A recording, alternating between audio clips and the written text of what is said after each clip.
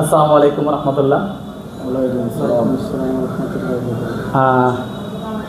আপনি আগে যে আপনার ওয়াইফকে যে নাকি ওষুধ লাগিয়ে নিয়ে গেছিলেন সাইনোসাইটিসের জন্য, পলিপাসের জন্য, এখন তো উনি ভালো, আলহামদুলিল্লাহ সুস্থ আছে।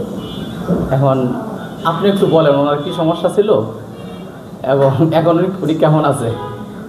ওনার তো দেখা গেছে এই পরিবেশটা থাকা অবস্থায় নিঃশ্বাস নিতে কষ্ট হইতো, মুখ দেওয়া নিঃশ্বাস নেওয়া লাগতো, জি, আর মাথাও ব্যথা করতো, নানান সমস্যা এটার থেকে দেখা দিয়েছিল। জি, এই ওষুধটা ব্যবহার করার পর থেকে ইনশাল্লাহ এখন আজকে প্রায় 14-15 বছর আলহামদুলিল্লাহ সুস্থ, সুস্থ, একেবারে সুস্থ, একেবারে সুস্থ। ওরকম কোনো ঝামেলা এখন আপাতত নাই। মাথা ব্যথা ছিল, মাথা ব্যথা ছিল, হাসি ছিল, হাসি ছিল, মানে সাইনাসের জন্য যে যে সমস্যাগুলো হয় এগুলো ছিল। সবগুলোই ছিল। আচ্ছা, সেই সুবাদে উনি আপনার কি সম্বন্ধী না শালা? আমার শালা, শালা মানে আপনার ওয়াইফের ছিল। ছোট ভাই। সেই হিসাবে আপনি কোন জায়গা থেকে আসছেন আমার কাছে? আমি ওমান থেকে আইছি। ওমান থেকে আসছেন কি শুধু নাকের চিকিৎসার জন্যই? জি না, আমি ছুটিতে আইছি আর কি।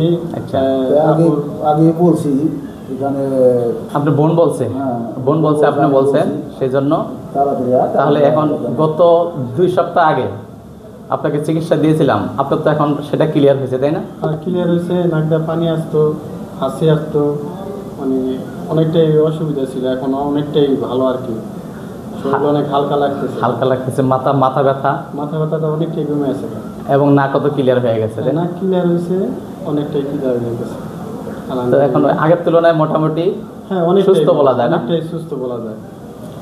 নাকে যে মাংসটা ছিল, যে পলিপটা ছিল, এটা উইটা আসছে না? হ্যাঁ, এটা অটোমেটিক উঠে গেছে আমার। এটা উঠছে কিভাবে একটু বলেন, কিভাবে উঠছে? এটা ওই একটু অনেকদিন পরে শুকাইয়া মানে এমনিতে উঠে গেছে, কোনো আমার ধরাও লাগেনি।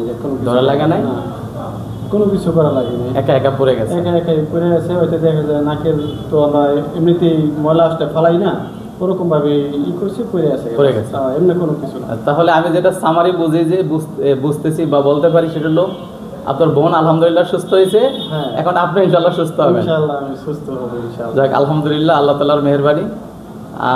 সবার সুস্থতাই আমরা কামনা করছি।